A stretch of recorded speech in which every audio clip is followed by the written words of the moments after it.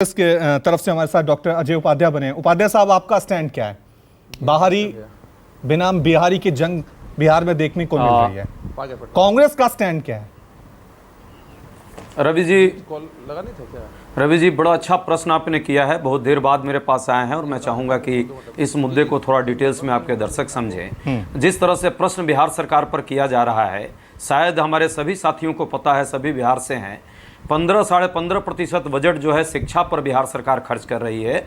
40,000 550 करोड़ के लगभग खर्च है जो ओवर बजट का है। जहाँ तक बात आप शिक्षा के बाकी मुद्दों पर कर रहे हैं, ये जो अभी आया है समान व्यवहार का संवैधानिक एक प्रावधान है। इस संविधान के अनुच्छेद 16(2) में है, जिसमें स्पष्ट तौर पे कहा गया है कि कोई भी सार्वजनिक रोजगार में कानून के तहत समान व्यवहार की गारंटी देगा राज्य। कहीं भी, चाहे कोई भी राज्य क्यों नहीं हो, जाति, धर्म, वंश या स्थान, जन्म स्थान या निवास के आधार पर किसी भी तरह का कोई भी भेदभाव नहीं किया जाएगा। ये कोई आज से नहीं है। और इसका एक अपवाद भी है। वो अपवाद 16(3) अनुच्छेद कहता है कि यदि संसद चाहे, संसद को ये शक्ति है, कुछ राज्यों में विशेष ऐसा प्रावधान कर सकती है जिसके तहत मणिपुर, तेलंगाना, त्रिपुरा, हिमाचल प्रदेश, इन राज्यों में ऐसे प्रावधान हैं। जिन राज्यों ने अभी तक ऐसा काम किया, कई राज्यों के हाई कोर्ट और सुप्रीम कोर्ट में ये मामले गए और उसको जो है जो रोजगार जिन लोगों ने प्राप्त कर ली उनके भी रोजगार चले गए। हाई कोर्ट अभी लेटेस्ट न्यूज है इलाहाबाद का, 2019 में एक अधिसूचना इसी तरह जारी की गई थी और उसको अधिसूचना को ही हाई कोर्ट ने रिजेक्ट कर दिया। सुप्रीम कोर्ट जाने की जरूरत कई जगह पड़ी है। यदि नीतीश कुमार जी ने इस अधिसूचना के बीच में ये प्रावधान लाया है तो ये निश्चित मानिए कि एक ईमानदार प्रयास है। उन्होंने ये प्रयास किया है कि आने वाले भविष्य में ऐसी कोई लिटिगेशन ना हो। जिन बच्चों का 2 लाख लगभग नौकरियां इससे मिलनी है लोगों को, जिनको मिलेगा उन पर कम से कम कोई क्वेश्चन ना है, पहली बात। अंतिम बात, कानूनी प्रक्रिया में कोई मामला ना हो। चूंकि हमारे ए.के. वाजपेयी साहब कानूनी प्रक्रिया के जानकार भी हैं और 15 साल ये भी सत्ता में रहे हैं उसी बीजेपी और जेडीयू के साथ। मुझे लगता है यदि इतना जल्दी पलट जाएंगे अपने ही व्यवहार से तो ये दुखद बात है। दर्शक क्या समझेगा इनको? मैं माना कि मौसम वैज्ञानिक इनके कुछ लोगों को कहा जाता है। हाँ, दूसरी बात, हमारे भाजपा के साथी विद्वान व्यक्ति हैं विनोद शर्मा जी, उन्होंने जो भी शंकाएं रखी है, सरकार आपकी थी, अभी भी केंद्र में आपकी सरकार है, संसद को यह शक्ति प्राप्त है अनुच्छेद 3 के तहत, 16(3) के तहत, समानता के अधिकार के तहत। आप लाइए बिल कि बिहार के लोगों को ही सिर्फ नौकरी मिलेगी, बाकी राज्य के लोग वहां नहीं जाएंगे। अंतिम बात, समानता का व्यवहार और योग्यता का व्यवहार बिहार के दिलों में है, बिहार के रगों में है। हम बिहार के लोग समानता का भी व्यवहार जानते हैं। उपाध्याय साहब, आप कह रहे हैं कि नीतीश का जो ये प्रयास है वो काफी ईमानदारी से किया जा रहा है, यानी आप समर्थन दे रहे हैं। लेकिन उपाध्याय साहब, आपने खुद कहा कि कुछ ऐसे राज्य हैं जहां पे इस तरह का विशेष दर्जा दिया गया है कि मध्य प्रदेश की बात करें, हिमाचल प्रदेश की बात करें, बहुत सारे ऐसे राज्य हैं कि उन्हीं राज्यों के लोगों को वहां पे नौकरी मिलती है। लेकिन अगर आप बिहार के दृष्टिकोण से देखें, और ये कोई बात मुझे आंकड़े देने की जरूरत नहीं है, ये आपकी आंखों के सामने, पलायन का मुद्दा अगर किसी प्रदेश में सबसे ज्यादा है, देश के किसी भी राज्य में, चाहे मजदूर के पद हो, चाहे शिक्षक के पद हो, प्राइवेट नौकरी हो, हर जगह आप देखेंगे तो बिहार के लोग मौजूद हैं। और जब उनसे यह सवाल पूछा जाता है कि भाई आप बिहार में नौकरी क्यों नहीं करते, आप यहां साउथ बिहार कहां दक्षिण, कहां नॉर्थ ईस्ट, तो सीधा सीधा सवाल आता है कि वहां नौकरियां नहीं है, पलायन वहां से इसलिए होता है। तो क्या बिहार को इस दृष्टिकोण से सोचने की जरूरत नहीं है, जिस राज्य में लगातार पलायन हो रहा है वो बाहरी युवाओं को आमंत्रित कर रहा है अपने यहां?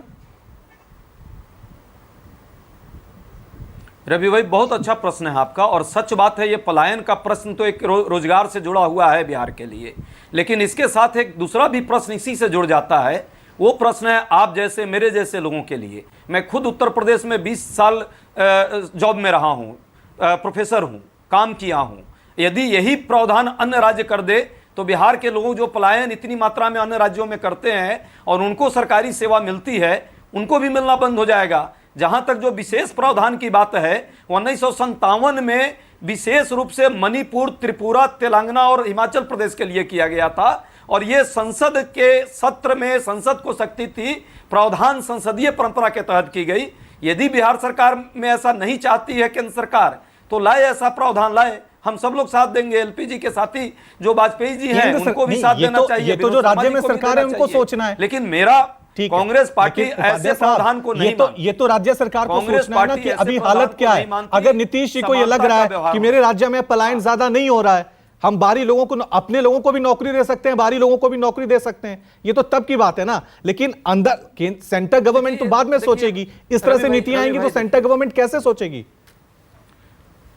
नहीं, रवि भाई ये तो सच्चाई आप स्वीकारिए कि संविधान से ऊपर कोई नहीं है। क्या नीतीश कुमार जी संविधान से ऊपर हैं क्या? या मोदी जी हो सकते हैं संविधान से ऊपर हो, आजकल बहुत सारे प्रावधान अध्यादेश लाकर वो कर देते हैं, लेकिन सच है कि संवैधानिक प्रावधान है, समानता का अधिकार है, मौलिक अधिकार है। कल कोई कोर्ट में चला जाएगा कोई भी, उसमें अधिसूचना ही खत्म हो जाएगी। नीतीश कुमार चाह रहे हैं कि लोगों को रोजी रोजगार मिले, बिहार के लोगों को भी और बेरोजगार युवाओं को मिले। यदि अन्य राज्य के 2-1% लोग आ भी जाएंगे तो इससे कोई बहुत बड़ा हंगामा नहीं क्रिएट हो जाएगा। लेकिन ये भी सच्चाई है कि बिहार की एक छवि है। मैं जवाब लेता हूं। विनोद शर्मा जी, हंगामा क्यों है बरपा? बिहार के लोग बाहर नौकरी कर सकते हैं, अंदर नहीं आ सकते हैं, तो आप बवाल कर रहे हैं। देखिए रवि जी, मैं बार बार कह रहा हूं कि हमें विरोध नहीं है कि बाहर के बच्चे आए। 80% लेक्चर लोग बने हैं बिहार में, बिहार से बाहर के बच्चे बने हैं। हाल फिलहाल में बहालियां हुई हैं, 80% बिहार से बाहर के लोग आए हैं, हमने स्वागत किया है। लेकिन 5 वर्षों से जो नियुक्ति प्रक्रिया चल रही है, आज नहीं 5 वर्षों से, उसमें बार बार फेरबदल कर रहा। सरकार के नियत, मुख्यमंत्री के नियत पर सवाल उठाते हैं, आपने पहले क्यों नहीं तय किया? और जब प्रक्रिया शुरू हो गई उस बीच में अब बदलाव आ रहे हैं नियमावली में। जब अंतिम चरण में है बहालियां, उसमें हो रहा है, आवेदन पढ़ रहे थे, अंतिम चरण में थे, तब अपने बहाली में इसमें बदलाव लाया। तो कहीं ना कहीं आप चेहरा चमकाने की राजनीति कर रहे हैं। बिहार के बच्चों या किसी राज्य के बच्चों की भलाई के लिए नहीं, अपने चेहरे के लिए कर रहे हैं। और शिक्षा मंत्री का जो कहना है वो बहुत बड़ा संशय बिहार के लिए है। मुख्यमंत्री के ऊपर एक सवाल खड़ा करता है कि 18 वर्षों तक आप लेकिन चितरंजन गगन साहब ने आंकड़े दिए कि भाई हमने वैकेंसी निकाली, हमने टीचर्स के पद निकाले, लेकिन पूरे भरे ही नहीं, हमें वो टीचर मिले ही नहीं। वो आंकड़ों के साथ आपसे जवाब मांग रहे हैं। देखिए ऐसा कहीं कुछ नहीं है। आपने शिक्षा के लोगों को धक्का मार के बिहार से बाहर कर दिया। लोग अच्छे जॉब में दूसरे राज्यों में जा रहे हैं, दूसरे प्रदेशों में काम कर रहे हैं, ऐसा नहीं है। लेकिन ये बीपीएससी से पहली बार हो रहा है। शिक्षकों की नियुक्ति कभी बीपीएससी से नहीं हुई थी। बिहार शिक्षा बोर्ड करता था, या तो कर्मचारी चयन आयोग से होना चाहिए था, तब कभी ये बाध्यता कोर्ट का मामला नहीं आता। लेकिन कहीं न कहीं से साजिश करके बिहार के बच्चों को रोजगार से दूर रखने के लिए इस तरह के प्रावधान लाए हैं। ठीक है चितरंजन गगन साहब, मुझे याद है जब भी शिक्षक, हम यहाँ पे खबर चलाते हैं, ब्रेकिंग न्यूज चलाते हैं, बिहार में हर तीसरे दिन शिक्षकों के विरोध प्रदर्शन हमें वहां पे देखने को मिलते थे, और तेजस्वी उनके साथ खड़ी हुई नजर आती थी, तेजस्वी जी। तो आज जब तेजस्वी सरकार में आ गए हैं तो मामला पूरा पलट गया है। वही शिक्षक अपने हक के लिए लड़ाई लड़ रहे हैं, और अब आप सरकार की तरफ से कह रहे हैं कि जो फैसला लिया गया ठीक लिया गया है।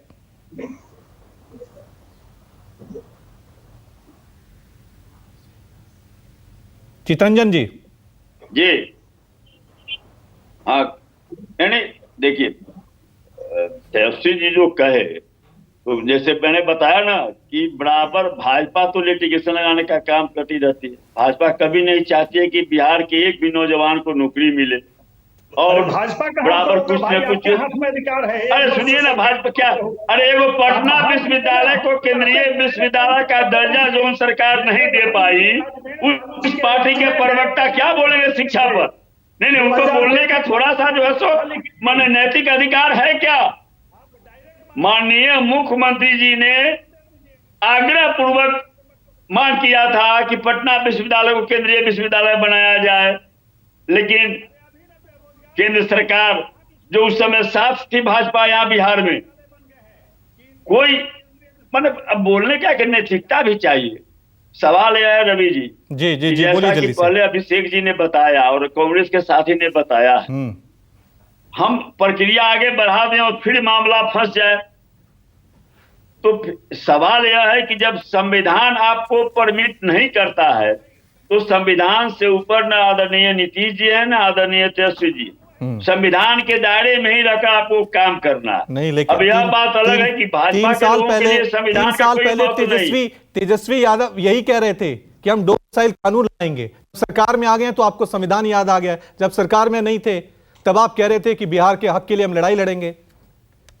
नहीं, हम आप देख रहे हैं इतनी बड़ी संख्या में बहाली हो रही है, इतनी बड़ी संख्या में 2 लाख से ऊपर लोगों को नियुक्ति पत्र मिल गया, 2 लाख टीचर की बहाली होने जा रही है, स्वास्थ्य विभाग में बहाली होने जा रही है, सब विभाग में जो है सो बड़े पैमाने पर नियुक्ति होने जा रही है। ठीक है। तो तेजस्वी जी ने जो कहा उस पर तो अमल हो रहा है, कैसे अमल नहीं हो रहा? अमल कहां हो रहा? उन्होंने तो कहा था कि बिहार के लोगों को ही नौकरी मिलेगी बिहार में।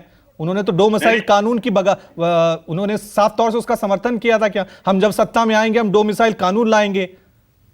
नहीं, डोमिसाइल कानून लाएंगे। संविधान से परे कोई कानून कैसे आ सकता है? यह काम केवल भाजपा तो कह रहा हूं कि संविधान याद आ जा रहा है। जैसे ही सरकार में आप आ रहे हैं आपको संविधान याद आ जा रहा है।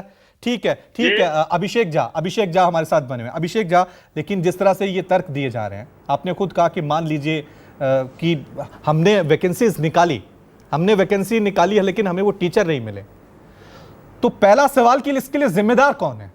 क्या नीतीश सरकार, जो 2005 से 2023 तक बिहार के मुख्यमंत्री हैं, 17 साल तक, 5-10 महीने का वक्त छोड़ दें, 17 साल तक उन्होंने राज किया है।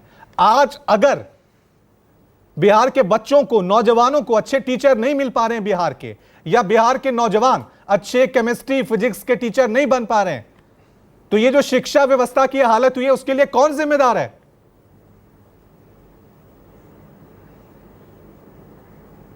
पहले तो मैं करेक्ट कर दूं, नीतीश कुमार जी ने कभी राज नहीं किया है, नीतीश कुमार जी ने हमेशा सेवा की है। ठीक। और बिहार को अच्छे शिक्षक मिलते रहे हैं, आगे भी मिलेंगे, और गुणवत्तापूर्ण शिक्षा हम कैसे दे पाए ये हमारी प्राथमिकता में शामिल है।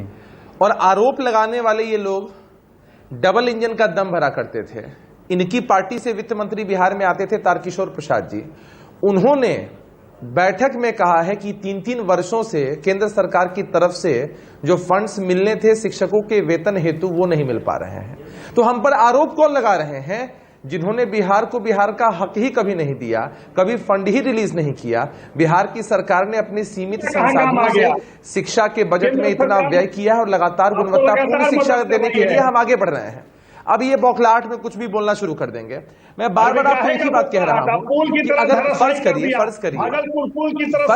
कि अगर इसी नियमों के हिसाब से आगे नियुक्ति प्रक्रिया चल रही होती, बहाली प्रक्रिया चल रही होती, और किसी भी व्यक्ति के द्वारा यदि केस कर दिया जाता और ये मामला लंबित हो जाता, तो यही विपक्ष के लोग हाय तौबा मचा रहे होते कि नीतीश कुमार जी के नेतृत्व में चल रही सरकार ने इस पहलू पर ध्यान नहीं दिया, पहले ही अगर नियमों में संशोधन कर दिया होता तो शायद ये दिन नहीं देखना पड़ता। अभिषेक जी, मैंने आप सरकार की मंशा पर सवाल नहीं उठा सकते हैं। मैंने ये पॉइंट पहले भी उठाया कि नीतीश जी हर जगह जहां भी जब बीजेपी पे हमला बोलते हैं तो बिहार को विशेष राज्य का दर्जा मिलना चाहिए, ये बयान देते हैं ना कि विशेष राज्य का दर्जा मिलना चाहिए। और विशेष क्यों? क्योंकि बिहार में गरीबी है, अभी भी बिहार के लोग बहुत ज्यादा पलायन करते हैं। देश का ऐसा कोई राज्य, कोई शहर नहीं होगा जहां बिहार के लोग नहीं होंगे, इसलिए तो आप विशेष राज्य का दर्जा मांग रहे हैं ना। लेकिन आप ये कानून बना रहे हैं, आप दूसरी तरफ ये कानून बना रहे हैं कि बाहर के लोग भी आ जाएं। नहीं, मैं जवाब देता हूं। हम क्षेत्रवाद को बढ़ावा नहीं दे सकते हैं। किसी भी प्रदेश में आयोग के माध्यम से जब परीक्षाएं होती हैं तो वहां किसी प्रदेश का नागरिक नहीं लिखा जाता है, अपितु भारत देश का नागरिक लिखा जाता है। बिहार के लोग अगर विभिन्न प्रदेशों में जाकर काम करते हैं, बहुत सारे लोग स्वेच्छा से भी करते हैं, रोजगार के अवसर के हिसाब से भी करते हैं, और देश में किसी को भी कहीं भी जाकर काम करने की छूट है, आजादी है। बिहार में जनसंख्या घनत्व है, इस बात को कोई नकार नहीं सकता है। और जहां तक आपने विशेष राज्य के दर्जे का सवाल पूछा, हमें एक बात बताइए, क्या किसी भी प्रदेश की तुलना एक ही मानक पर हो सकती है? बिहार की तुलना आप महाराष्ट्र से कर सकते हैं या दिल्ली के आसपास के इलाके, ये तो मानेंगे बिहार की सबसे बड़ी समस्या पलायन है। ये तो आप मानेंगे बिहार की सबसे बड़ी समस्याओं में से एक पलायन सबसे बड़ी समस्या है। और पलायन क्यों हो रहा है? क्योंकि नौकरियां नहीं है, रोजगार नहीं है। बिहार ने बहुत हद तक नहीं, मैं जवाब देता हूं, ऐसा भी नहीं होता है। बिहार में पलायन पर से बहुत हद तक कंट्रोल पाया गया है। बिहार में रोजगार के सुअवसर ऐसे ही पैदा हो रहे हैं, स्वरोजगार के अवसर पैदा हो रहे हैं, बिजनेसेस को बढ़ावा मिल रहा है, महिला और युवा उद्यमी बनकर तैयार हो रहे हैं। लेकिन आप ये समझिए कि हमारे देश में भी कई बार लोगों को बेटर अपॉर्चुनिटीज मिलती हैं, तो विभिन्न देशों में विश्व के भारत के नागरिक फैले हुए हैं, अपना काम, अपना प्रचार प्रसार, अपना डंका बजवा रहे हैं। तो क्या आप इसको इस एंगल से देखना चाहेंगे कि भारत देश में रोजगार के अवसर है ही नहीं, इसलिए आज गूगल के सीईओ, माइक्रोसॉफ्ट पर इतने बड़े पद पर, या फ्लिपकार्ट या ट्विटर के इतने बड़े बड़े पदों पर भारतीय क्यों है? उन्हें नहीं होना चाहिए था। ऐसा नहीं है, अपॉर्चुनिटीज के हिसाब से भी लोग अपनी स्वेच्छा से बाहर जाते हैं, उसमें कहीं रोक टोक नहीं होनी चाहिए। ठीक है, बिहार अपने वाजपेयी साहब रिस्पॉन्ड कीजिए। वाजपेयी साहब खड़ा हो रहा है, बिहार को जो मदद मिलनी चाहिए थी वो नहीं मिल रही है। देखिए रवि जी ऐसा है, एक बात ये बड़ी क्लियर हो गई कि इस बदलाव से पहले 35 सालों में लगातार वही सिस्टम चला रहा था जिसमें बाहर के लोग पार्टिसिपेट नहीं कर सकते हैं। तो दूसरा सवाल ये पैदा होता है कि ये बदलाव करने की आवश्यकता क्या पड़ी है? संविधान तो बहुत पहले से है, संविधान कोई आज तो आया नहीं है, उसकी जानकारी क्यों भी आपको है? देखिए इसके पीछे साजिश क्या है, इसके पीछे बड़ी बात साजिश बिल्कुल ठीक है, और ये जो एजुकेशन मिनिस्टर है उन्होंने बिल्कुल सही बयान दिया अपना। साजिश ये है कि नीतीश बाबू का बिल्कुल कोई इंटरेस्ट नहीं रह गया बिहार में। नीतीश बाबू कुछ कह रहे हैं, तेजस्वी यादव कुछ कह रहे हैं, शिक्षा मंत्री कुछ कह रहे हैं, और बिहार के बच्चों के हितों का रक्षा करना मुख्यमंत्री का फर्ज होता है, लेकिन वो उस अपने इस फर्ज से पल्ला झाड़ रहे हैं क्योंकि वो बिहार में अब इंटरेस्टेड नहीं। सपने प्रधानमंत्री के हैं। देखिए आप हकीकत समझिए ना, 35 सालों में क्यों नहीं बदलाव हो पाया और आज ही क्यों हुआ? क्योंकि उनके दिमाग में ये है कि मैं किसी तरह से देश का नेता बन जाऊं, प्रधानमंत्री की कुर्सी पर चला जाऊं, उसके लिए ये सारी तिकड़में की जा रही हैं। अदरवाइज इसका कोई, देखिए माइग्रेशन बढ़ेगा कि नहीं बढ़ेगा? ये बैठे हुए अभिषेक झा भी और गगन साहब भी, बताइए माइग्रेशन बढ़ेगा कि नहीं बढ़ेगा? जवाब है हाँ बिल्कुल बढ़ेगा। पहले ही वहां बिहार का बच्चा पढ़ता लिखते में नंबर 1 होता है, लेकिन उसके बावजूद वो बिहार में ना बिजनेस करता है, ना एजुकेशन लेता है, ना नौकरी करता है। IPS IAS किसी टॉप की पोस्ट है, सब बिहार के बच्चे बैठे। ठीक है, जवाब दीजिए, लेकिन बिहार में नहीं है। जवाब दीजिए झा साहब, बड़ा सिंपल सवाल है, बड़ा सिंपल सवाल है। इस फैसले के बाद, क्योंकि पहले ये फैसला नहीं था, आपने ये नियम बदला है, इस फैसले के बाद बिहार में माइग्रेशन पलायन बढ़ेगा घटेगा?